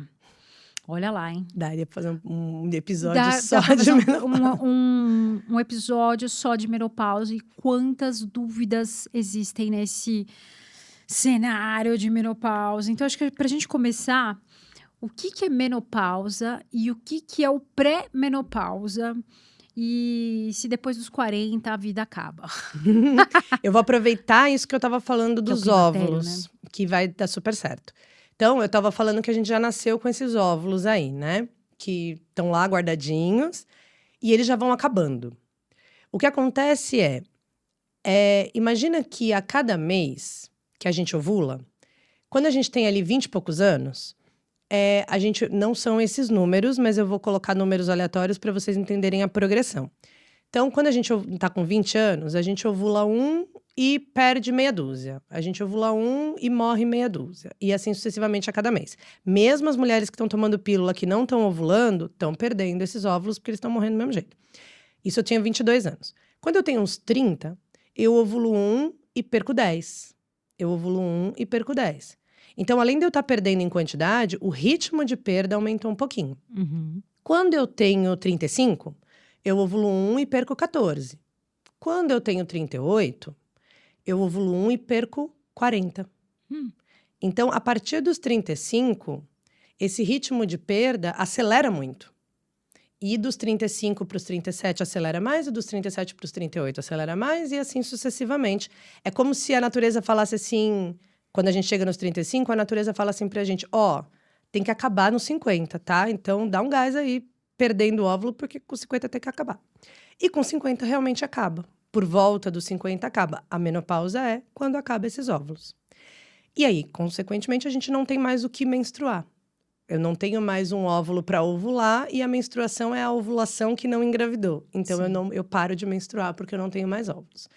Quando esses óvulos estão sendo preparados, lá no meu ciclo menstrual, sobe esse hormônio que chama estrogênio. O principal tipo de estrogênio chama estradiol. Então, vou usar o nome certinho. Chama estradiol. É o estradiol que faz o nosso período fértil. É o estradiol que eu falei que deixa a gente um pouco mais disposta, que deixa a gente se sentir um pouco mais bonita. E esse estradiol participa de várias funções do nosso corpo. Então, desde que a gente entrou na puberdade, é como se, imagina os divertidamente lá, o estradiol chegou lá no nosso corpo, ele falou assim, deixa que eu ajudo a cuidar do sono, deixa que eu ajudo a cuidar do controle de temperatura, deixa que eu ajudo a cuidar do humor dela, deixa que eu ajudo a cuidar da memória, eu sei cuidar disso. E ele começou a ajudar a cuidar dessa parte. Só que ele depende desses óvulos para ser produzido. E aí, a partir dos 35 e principalmente a partir dos 40, eu não falei que esses óvulos vão diminuindo? Uhum. Então, a produção de estradiol também vai caindo. Ela acontece todo mês. Mas o pico do estradiol que a gente faz na ovulação já é um pico muito menor. Ele não atinge um nível tão alto no nosso sangue. Ele já começa a oscilar e a cair. Então, mesmo que eu ainda esteja menstruando, o meu potencial de produção de estradiol já está um pouco menor. Ali dos 35 e ali dos 40. Então, por isso que todas essas funções nas quais ele disse que participava, que ele ajudava, a gente já começa a sentir uma falta. Imagina lá nos Divertidamente o cérebro falando, gente, preciso de ajuda aqui porque ela precisa dormir, preciso de ajuda aqui porque ela precisa de ânimo. E o estradiol falou que ajudava, chama ele lá. Então, gente, mas agora ele tá fraquinho, ele disse que hoje ele não consegue ajudar. Mas ele era tão forte. Mas ele era forte no passado, agora não tá dando. Uhum. Então, é mais ou menos isso. A partir dos 35 e mais especificamente a partir dos 40, a gente já começa a ter uma queda, ainda que sutil, nesse estradiol. E à medida que esses óvulos vão acabando, o estradiol vai caindo, até que um dia esses óvulos acabam de vez. E aí o estradiol basicamente para. Ainda tem um pouquinho de produção periférica, que não depende do ovário, para não dizer que zera. Mas esse estradiol quase que acaba dentro do nosso corpo. E aí a gente entra na menopausa propriamente dito. Antes chama-se climatério, é isso? Essa fase de transição, quando os sintomas começam a aparecer... Que é mais ou menos, começa mais ou menos aos 40. Antigamente, a gente tinha uma definição bem determinada, assim, de que começaria 2 a 3 anos antes. Mas hoje a gente já sabe que, em alguns casos, isso pode começar até antes. Até a partir dos 40, a gente já pode ter alguns sinais e sintomas dessa queda estrogênica. Então, quando esses sintomas começam a aparecer, a gente chama isso de climatério. E quando a pessoa para de menstruar de vez, aí a gente denomina menopausa. Os sintomas são... Quais seriam os sintomas no climatério? Que a mulher já precisa ficar atenta. São muitos. E, inclusive, são sintomas que confundem com muita coisa. Então, o principal sintoma, que eu acho que é o mais específico do climatério e da menopausa, são calores. Mas não é o corpo aquecendo de maneira geral. Não é que a pessoa simplesmente fica mais calorida. Assim, nesses dias frios que tá fazendo em São Paulo, ela te sente menos frio. É um calor que parece que uma pessoa passou com um forno perto de você e foi embora. Então, geralmente, vem uma onda de calor, esquenta o peito, esquenta a canela, geralmente é no meio do corpo. E isso passa. Isso passa em questão de minutos, que muitas vezes ela fica suada ali por conta daquele calor que veio, e logo depois vem até um friozinho. Então, por conta desse suor que ficou. Então, é uma onda de calor. A gente chama isso de fogacho ou de onda de calor. Isso é o mais comum. Isso aparece de dia, aleatório. Isso aparece várias vezes no dia. Geralmente, quando a mulher sente isso pela primeira vez, ela sabe que está sentindo. E isso geralmente aparece de noite, a ponto de acordar a mulher. Então, um dos principais sintomas é esse calor, essa Por onda isso de que às calor. vezes dá até problema no sono. Isso. Mas outro sintoma que a queda do estradiol causa é uma interferência direta no sono. Às vezes, mesmo sem ter o calor, ela pode perceber o sono mais sensível, digamos assim, mais instável. Então, às vezes ela nem atribui isso ao climatério. Mas, às vezes, estresses que no passado não a faziam acordar, de repente agora estão fazendo. Então, ela acorda no meio da noite, preocupada com alguma coisa. Acorda no meio da noite do nada e demora para dormir. Ou começa a ter uma insônia um pouco maior. Que às vezes ela fala, não, mas eu tô tendo insônia porque meu trabalho tá muito estressante. Sim, mas o trabalho sempre foi estressante e no passado você conseguia pegar no sono em algum momento. E agora tá demorando mais. Isso pode já ser culpa de uma queda do estrogênio, do estradiol, que não tá ali para ajudar. Então, as interferências do sono com ou sem calor também podem ser sintomas de climatério e menopausa. Algumas interferências no humor. Então, a gente pode se sentir um pouquinho mais desmotivada para fazer as coisas, um pouquinho mais sensível. Coisas que davam muito prazer pra gente, agora a gente pode ter uma dificuldade maior, tanto para sentir esse prazer, quanto para ir, né, para começar a fazer. E isso tanto na questão sexual, quanto em qualquer outra questão. Que mais? Alterações de memória. Isso geralmente é mais pertinho de quando tá acabando de vez, mas tem alterações de memória. Isso é muito comum. Eu acho que os principais sintomas que as pessoas começam a perceber ali, a partir dos 40, são esses. Sintomas, né? Tem algumas diferenças no corpo e tal, mas eu acho que os principais sintomas, que inclusive tem tratamento, de climatério e menopausa, são esses. Tá. Até pra gente não... seriam... E qual seria o tratamento? Assim, a primeira coisa que eu gosto de dizer geralmente essa mulher, nessa fase, é aquilo que a gente falou no começo, né? Então, geralmente ela já tem filhos mais velhos, geralmente ela já tem um relacionamento de longa data ou não está num relacionamento. Geralmente ela já tem uma independência financeira, então ou ela tá num cargo alto numa carreira, ou ela tá mudando de carreira. Ela tem uma vida cheia de outras coisas. Então, pode ser também que a gente não consiga resolver, colocar a culpa da insônia dela só no hormônio, a culpa do estresse só no hormônio, na queda hormonal. Tem muitas coisas envolvidas. Tem muita coisa acontecendo. Acontecendo na vida dela, às vezes muita sobrecarga. E é por isso que às vezes ela não consegue atribuir os sintomas ao climatério e à menopausa. Mas tratamento. Muitos tratamentos podem ser indo por esse lado. Então, a gente cuidar da saúde mental é um tratamento. A gente cuidar dos hábitos de vida para melhorar o estresse. A gente fazer uma higiene do sono. Então, puxa, já tá difícil de dormir? Não vamos levar o celular para a cama. Aí tá difícil de dormir? Vamos tirar as telas, vamos diminuir a luz da casa. Mudar esses hábitos. Comer mais cedo, começar a colocar-se para dormir mais cedo. Ter horários para dormir faz muita diferença. Fazer exercício ajuda muito no sono. Tudo isso faz uma diferença. Agora, muitas vezes eu posso ter que usar medicamentos. E aí eu tenho medicamentos não hormonais. Às vezes específicos para sono. Às vezes medicamentos que mexem com o controle central de memória, de temperatura, etc. E às vezes medicamentos hormonais também. E aí o principal hormônio que eu preciso mexer, como eu falei que é ele que assumiu essas funções, o principal hormônio que eu preciso usar para tratar é o estradiol, é o estrogênio. Esse uso de hormônio chama-se reposição hormonal ou não tem nada a ver? Esse uso de hormônio chama reposição hormonal, mas aí eu vou falar uma coisa que é legal. Hoje em dia, se a gente for nos guidelines, se a gente for nos estudos, nas publicações sobre isso, não é mais usado o termo reposição hormonal. É usado para suas ouvintes ficarem super atualizadas e bonitinhas. O termo é terapia hormonal. Antigamente era terapia de reposição hormonal, TRH. Hoje em dia é TH, terapia hormonal. Em inglês, eles falam hormonal therapy. E não reposition hormonal therapy, que era antigamente. Por quê? Porque quando a gente fala em reposição, aquela coisa que vai ser reposta é fundamental para o funcionamento do negócio. Então, quando eu vou repor a tinta de uma impressora, a impressora não funciona sem a tinta. Verdade. Se eu vou repor o estoque da loja, a loja não funciona sem o estoque. A mulher funciona sem o hormônio. Inclusive, algumas mulheres não vão poder usar hormônio. E elas não vão deixar de funcionar por causa disso. Digamos que a menopausa, ela é só uma troca de fase. A mulher está programada para parar ali e continuar vivendo a metade da vida dela, como a gente falou no início do episódio. Mas, então eu não preciso repor todo o hormônio que ela tinha. Até porque eu vou usar qual referência? Os 20 anos, os 30 anos, ou os 40 anos, ou os 45? Nenhum, porque agora ela não tem nem 20, nem 30, nem 40. Entendeu?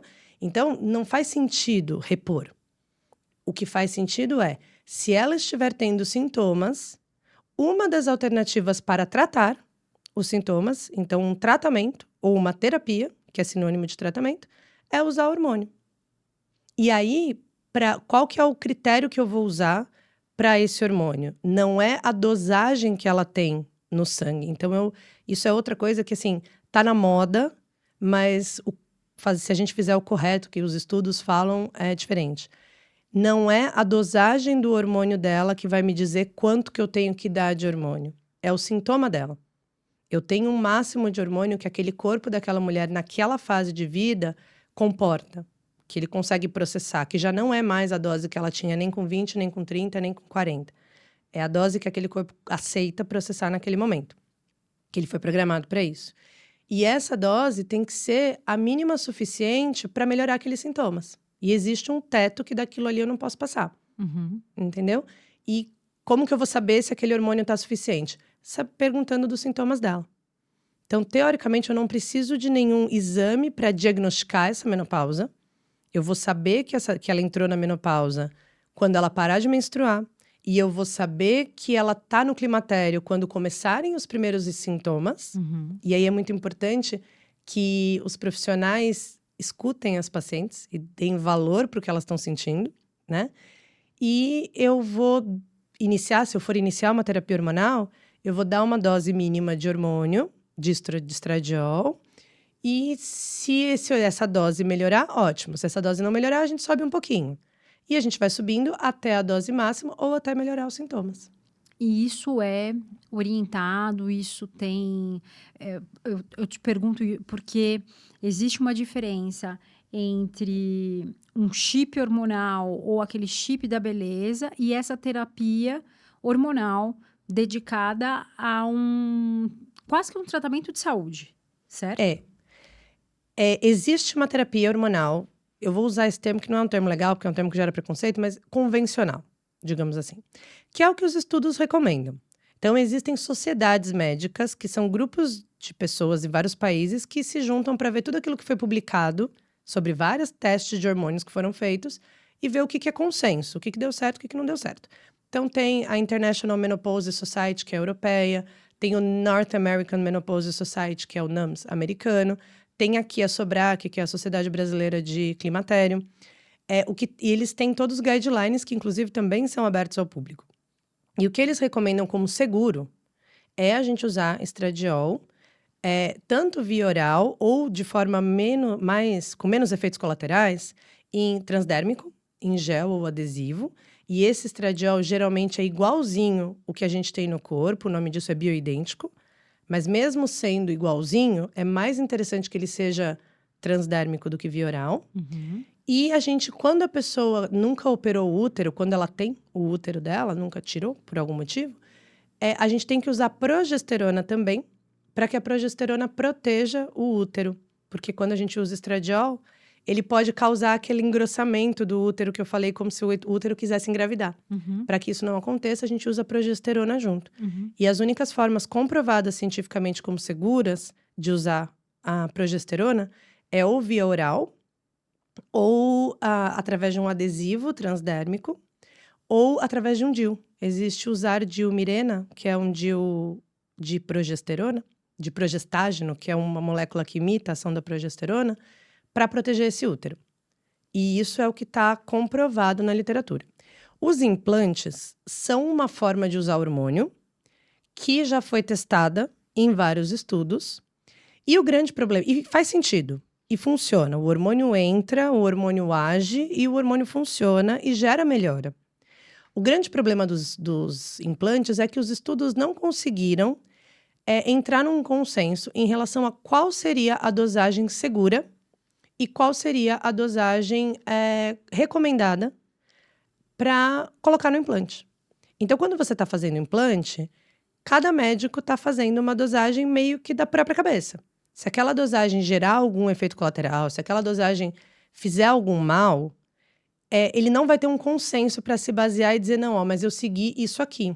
E isso aqui tá ok. Tanto é que não existe nenhum implante padronizado, aprovado nem pela Anvisa aqui no Brasil, nem pelo FDA, que é, digamos, o órgão regulador nos Estados Unidos. Em nenhum lugar do mundo a gente tem implantes padronizados para terapia hormonal. O único implante que é padronizado, hormonal, é um para contracepção, que chama Implanon, que é um contraceptivo. Agora, para terapia hormonal, a gente não tem implantes padronizados porque a gente não conseguiu chegar numa dosagem. Então, não que tem médico que é a favor do implante, é contra o implante. Não. É só porque a gente não tem uma dose recomendada. É por isso que os implantes são manipulados. Né? Todos os que são feitos hoje em dia são manipulados. E é por isso que as pessoas estão se baseando em estudos, mas em estudos isolados, em estudos que fizeram com uma população menor, mas que não viraram consenso hoje em dia. E aí, cada médico... Aí, muitas vezes, o médico fala que está se baseando nos exames da paciente, mas não existe essa recomendação, porque o estrogênio de todas as pacientes da menopausa vai ser baixo, e não existe essa coisa assim, para quanto eu preciso chegar? Não tem. A testosterona, como eu disse, nas pacientes vai ser baixa, e também não existe essa coisa de para quanto eu preciso chegar. Então, esse é o grande problema dos implantes. E eu fico pensando assim, se não existe esse controle, né, não se sabe, inclusive, não teve o ano passado o Conselho de Medicina, não sei se foi ano passado ou esse ano, que eles lançaram mesmo proibindo justamente por não ter esses estudos todos comprovando? Há muito tempo que se discute isso. O que saiu no ano passado foi várias sociedades proibindo o uso da testosterona, Tá. Principalmente em mulheres em idade reprodutiva, e para fins esportivos de performance ou estéticos. Tá. Isso é proibido. Isso, inclusive, não é nem só os conselhos que proíbem, isso é lei. Virou lei. Então, teoricamente, é crime utilizar testosterona para esses fins. E não existe nenhuma indicação médica para esse uso de testosterona. Então, qualquer uso de testosterona em mulher antes da menopausa é proibido. Tá. E depois da menopausa, também não é recomendado como padrão. A testosterona não vai cair nas mulheres. Inclusive, isso é uma coisa bonitinha, que se a gente for ver as mulheres mais idosas, lá para frente, lá para 80, até um pouco antes às vezes, a gente não começa a ter barbinhas um pouco mais? A gente não começa a cair um pouco mais de cabelo? Sim. Por que isso acontece? Porque a testosterona do corpo da mulher, ela nunca vai zerar. Porque a gente tem um pouco de produção de testosterona no ovário, mas a gente tem metade da produção de testosterona numa glândula que chama suprarrenal. E essa produção da suprarrenal continua. Tá. Então, vai chegar um momento que o estrogênio vai cair, porque os nossos óvulos acabaram. A testosterona também cai, porque parte dela estava lá no ovário. Mas não zera. Mas não zera. O estrogênio também não zera, mas ele fica menos. Então, vai chegar um momento que, proporcionalmente, eu vou ter mais testosterona no corpo feminino do que o próprio estrogênio. Ela que manda. Por mais que os dois estão muito baixinhos, ela vai estar maior que ele. Então, a testosterona vai estar predominando no corpo da mulher. Por isso que a mulher fica com a cintura mais quadradinha. Por isso que ela começa a ter barbinha. Por isso que ela começa a ter uma pele mais grossa. Ter mais queda de cabelo. A gente começa a ter características mais masculinas, entre aspas. Por causa disso. Então, é por isso que não faz muito sentido a gente ter que prescrever testosterona para todo mundo que chega na menopausa. Porque ela não é um hormônio que necessariamente vai cair. A indicação formal nos estudos para prescrever testosterona é para algumas mulheres que têm uma indicação de problema sexual quando a gente exclui outras causas. Quando eu tentei tratar de outras maneiras e não melhorou, aí eu posso usar a testosterona em alguns casos isolados. Mas não prescrever para todo mundo, como padrão. E por que a testosterona ela foi proibida nesse sentido? Ela pode ter efeitos colaterais? Sim, a princípio ela vai ter esses efeitos colaterais, digamos, masculinizantes. Então, o principal efeito é queda de cabelo, muito comum. Aumento de acne, oleosidade da pele, muito comum. Nas mulheres que usam, a gente tem um engrossamento da voz, uma alteração da voz, que é muito comum também. E importante dizer que eu recebo muitas pacientes que usam testosterona e não foram informadas disso. A alteração da voz, quando a gente usa testosterona, não volta mais. Então, se a gente para de usar em algum momento, a queda de cabelo melhora, a acne melhora, a voz não volta. Outro efeito colateral que é muito comum, tem acontecido muito recentemente, é um aumento no volume e no tamanho do clitóris. E isso também não volta mais. Depois que a gente para de usar, não volta mais. O clitóris fica grande, às vezes isso gera um desconforto grande nas mulheres. E o que a gente não tem é segurança a longo prazo para coisas que são um pouco mais profundas. Então, existem alguns estudos que sugeriram que isso pode gerar uma alteração de colesterol. E alguns estudos, nada comprovado, assim, ainda é muito controverso, mas alguns estudos sugeriram um risco cardiovascular um pouquinho maior. Aí outros estudos disseram que não, mas a gente não tem um consenso de longo prazo. E por conta dessa falta de consenso de longo prazo, do uso de testosterona a longo prazo, é que a gente não tem aprovação dela. Então, a coisa é assim, enquanto a gente não tiver uma segurança de longo prazo, enquanto a gente ainda tiver um risco aumentado, e nenhum estudo conseguiu garantir que aquele risco cardiovascular realmente não aumenta, então a gente não pode liberar isso. E aí, usar uma coisa que a gente não tem credibilidade, não tem segurança, do jeito que está sendo o uso deliberado, se tornou um crime por causa disso. É muito interessante, assim, que eu recebo algumas perguntas em relação a achar que hormônio tem ganho de performance. E assim, eu vejo uma coisa muito, de certo ponto, criou-se até uma certa fantasia, como se isso fosse uma pílula mágica, e que você toma isso e tua vida melhora de um dia para o outro. Né? Então, até hoje mesmo, eu recebi uma pergunta assim, olha, eu sou sedentária, tenho mais de 40 anos, não tomo hormônio, mas queria saber se só com hormônio eu consigo. Eu falo, peraí, você primeiro falou que você é sedentária, então a primeira coisa, começa a praticar exercício, muda a alimentação, começa a dormir mais cedo, começa a mudar toda a sua rotina. Você vai melhorar, isso cientificamente é comprovado. Por que você vai usar um negócio, um remédio, e sendo proibido, né? Então, se você falou, não, é proibido, tudo que é proibido vai custar mais caro. O médico que você encontrar vai te cobrar uma fortuna que vai fazer isso, porque é o nome dele que tá ali, né? O CRM dele tá ali. Então, se ele vai fazer cobrando muito caro. Por que você não tenta o básico que funciona antes de achar que... E eu sempre falo, eu não tomo nada, não tomo nem remédio, eu não gosto, porque eu quero escutar meu corpo. Se ele falar que eu tô com uma dor, eu quero falar, opa, por que você tá doendo? Deixa eu entender o que é essa dor. Então, não tomo anticoncepcional, não tomo hormônio, não tomo nada que possa, a longo prazo, me prejudicar. Porque eu quero viver muito, eu quero viver bem. Então, buscar saúde é sempre o primeiro passo do que você se enfiar em alguma coisa que, cara, se tá proibida, deve ter algum motivo. Hoje né? em dia, assim, sendo bem sincera, se a gente começa a usar, principalmente a testosterona como hormônio, muitas vezes vai ter, a curto prazo, rapidinho, pode ter realmente uma grande motivação, um grande ânimo, um aumento rápido e tal, porque você vai ter um efeito anabolizante. Uhum. É bomba. Sim. Então vai dar um plus. Só que a gente não tem segurança disso a longo prazo. Então é isso que você falou. Você vai viver você quer viver muito, você quer viver bem. A gente não sabe se aquilo vai te trazer uma vida longa e bem a longo prazo. Então a gente tem que tomar cuidado com isso por causa disso. Se fosse assim, se fosse o dia que falarem que a testosterona é segura, talvez esse seja realmente o caminho da longevidade. Não é que uma questão de ser contra ou ser a favor. Mas enquanto a gente não tiver segurança e existe um caminho saudável de hábitos, comprovadamente já se gerando sabe. longevidade e saúde, por que não?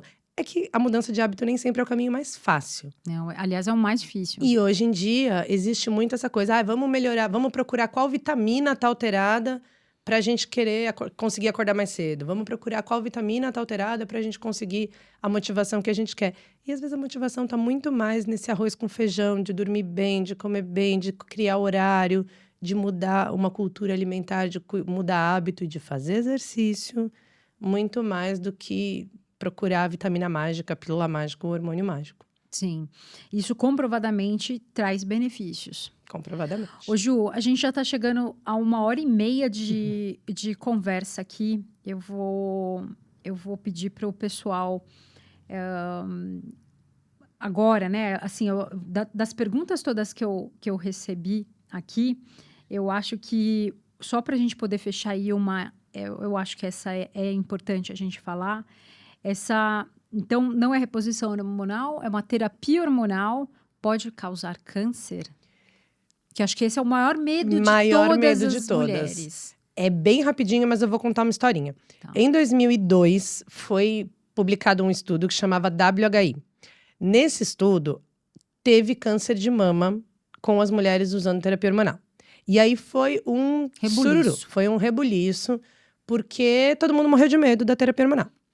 Esse estudo foi usando um determinado tipo de hormônio, na época, que é o que a gente tinha na época, e misturou um monte de perfis de pacientes diferentes, um monte de perfis de mulheres, de idades diferentes, começando a usar o hormônio em fases diferentes da vida, e fumava e não fumava, e tinha obesidade, não tinha obesidade, um monte de gente. Isso foi em 2002. De 2002 para cá, ou seja, 22 anos depois, o meio científico foi separando um pouco ali, selecionando. Então, vamos tentar hormônios diferentes. Vamos tentar, será que o câncer veio só por causa do hormônio? Ou foi esse tipo de hormônio, nesse perfil de paciente que tinha uma genética XYZ, que já tinha uma lesão, que tinha uma obesidade, tal. E se nessa paciente a gente usar determinado tipo e na outra não? Então, hoje em dia, depois de tantos estudos, a gente tem as seguintes conclusões. Num grupo que não usa nada, assim, a gente tem que lembrar que os cânceres vão aparecer. Sim. Né? E aí, quando uma pessoa usa terapia hormonal e desenvolve um câncer, a gente não sabe se caso ela não usasse, esse câncer não ia aparecer de qualquer jeito. Então, geralmente, a gente faz um estudo assim, pega um grupo que não tem e conta qual que é a incidência do câncer nessa população. Um grupo que não usou terapia hormonal. Pega um grupo que usou. Se o número de câncer for o mesmo, é porque a terapia não fez diferença. Se o número de câncer for muito maior, é porque a terapia fez diferença. Uhum. Quando a gente examina câncer de mama, que eu acho que é o maior medo, no grupo que não tem, que não usou terapia hormonal, e no grupo que usou, o número de câncer de mama é uma a mais a cada 1.000 mulheres que usaram terapia hormonal. Então, não é um número significante que dá para dizer que foi a terapia hormonal que fez uma diferença. Porque a cada 1.000 mulheres que usam, comparando com 1.000 que não usam, uma vai ter, sabe? Então, não dá para dizer que foi a terapia hormonal que fez brotar aquele câncer. Inclusive, hoje em dia não é uma contraindicação absoluta quando a nossa mãe teve câncer de mama ou quando a avó teve câncer de mama, não é uma contraindicação que a gente não pode usar com certeza. Uhum. Claro que a gente acompanha cada caso, dependendo se a pessoa tem alguma lesão, algum nódulo, a gente conversa com o mastologista, mas não é que aquela pessoa está fadada a nunca poder usar. E isso tem segurança estatística. E, por curiosidade, a gente tem estudos que mostram que usar terapia hormonal diminui o risco de câncer de intestino e câncer de pulmão. a gente diminui, na verdade, diminui o risco de câncer de intestino e diminui a mortalidade por câncer de pulmão. Além de diminuir o risco de osteoporose, de fraturas por osteoporose. Então, se a gente coloca ali na balança o que aumenta risco e o que diminui o risco, a gente não tem esse perigo relacionado à terapia hormonal e tem um ganho de qualidade de vida, e tem um ganho de bem-estar e tem uma redução de mortalidade e de risco de outras doenças. Eu acho que o que a mulher precisa avaliar nesse caso é colocar na balança, efetivamente, se aquilo está incomodando demais a vida dela, talvez seja interessante. E sempre importante buscar orientação do médico, da médica, e sempre caminhos que hoje tem, é o que eu falei, né? Tem poucos assuntos, mas tem assuntos. Então, procure informação, conversa com as suas amigas, fala sobre, né? Porque às vezes a mulher está sofrendo e sofre calada porque ela não quer tocar nesse assunto. Ou, às vezes, ela conversa com pessoas que vão passar coisas que não são legais. Então, procura uma boa orientação. Eu até comentei com você, eu tenho uma amiga que ela passou em 2 médicos que falaram que ela era coisa da cabeça dela, que ela estava ficando... Não tinha nada de errado, né, pelos exames, mas ela sabia que não estava bem. E, no fim, eram sintomas da menopausa. Ela procurou um médico que fez a terapia hormonal com ela e a vida dela voltou ao normal, né? A viver bem com qualidade. Isso é importante, né, Ju? Eu Mas acho assim, até que eu vou acrescentar uma coisinha. Pra gente tirar, como a gente falou no começo daquela coisa da Disney, né? Pra gente desvincular a palavra menopausa desse estigma de envelhecimento. E até tirar a parte pejorativa de envelhecimento, sim, né? De envelhecer. Porque a gente vê muitas vezes alguém falar, não sei o que da menopausa, eu acho que eu tô entrando na menopausa. E alguém ao redor falar, ai amiga, para com essas coisas, coisa de velha, não sei o quê, para de falar disso, tá longe. Como se entrar na menopausa fosse uma coisa algo ruim. muito ruim. E assim como a gente fala, eu acho que eu vou menstruar. Eu acho que eu tô grávida. Simplesmente você fala, eu tô na menopausa, eu só mudei de fase. Mas como a gente falou, tem toda uma vida pela frente. Tem razão. Olha, eu sempre... É interessante, né? Eu sempre pensei na menopausa como um momento muito ruim, assim, de que... Puxa, a pessoa tá velha, sabe? E estar velho seria ruim. Estar né? velho é ruim. Agora que eu estou aqui, eu falo, cara, é maravilhoso. Quer dizer, é maravilhoso, depende como você chega lá. Depende como Isso. você se preparou para chegar lá. E A gente sabe que vai envelhecer, a gente sabe que vai morrer, mas a gente não se prepara para chegar lá. Tem que se preparar no começo, no meio, e agora que você chegou aqui, encarar isso muito bem, né? eu costumo dizer assim, até para as mulheres mais novas, ali dos 35, dos 40, assim, teoricamente a média de entrar na menopausa mesmo, de parar de menstruar, aqui no Brasil é 51. E varia muito os sintomas, como a gente disse, mas parar de menstruar, a média é essa. E eu costumo dizer assim, a gente tem que torcer para chegar lá, porque a outra alternativa é pior. Morrer, Né? Você só não envelhece, você morre. Você morre antes. Então, é a gente tirar esse pejorativo. Essa coisa de criar esse tabu de menopausa como algo ruim, tipo, eu já vi até, isso é importante dizer, alguns homens, quando a esposa começa a falar, acho que eu tô entrando na menopausa, o homem falar, achando que tá elogiando. Imagina, você tá tão jovem, para de falar dessas coisas de velha, para de falar com isso. Eu tive pacientes que reclamaram comigo isso.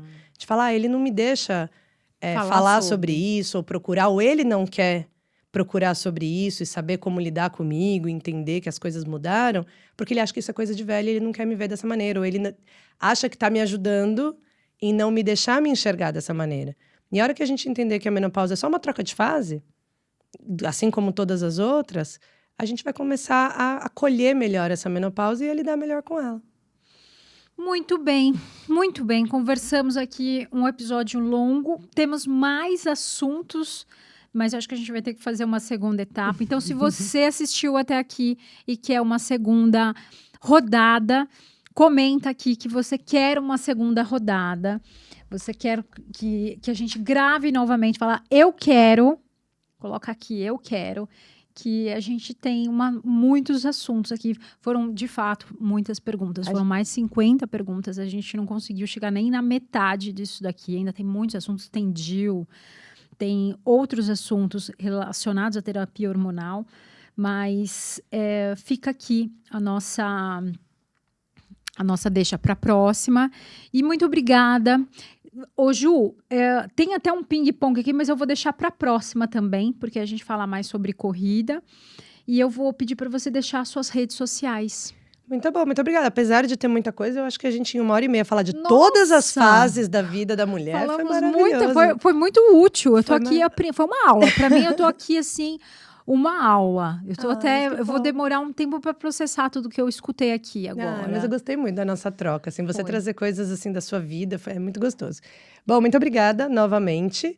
Vocês me acham no Instagram, @DRA, que é sigla de doutora, @Juliana Vieira Honorato.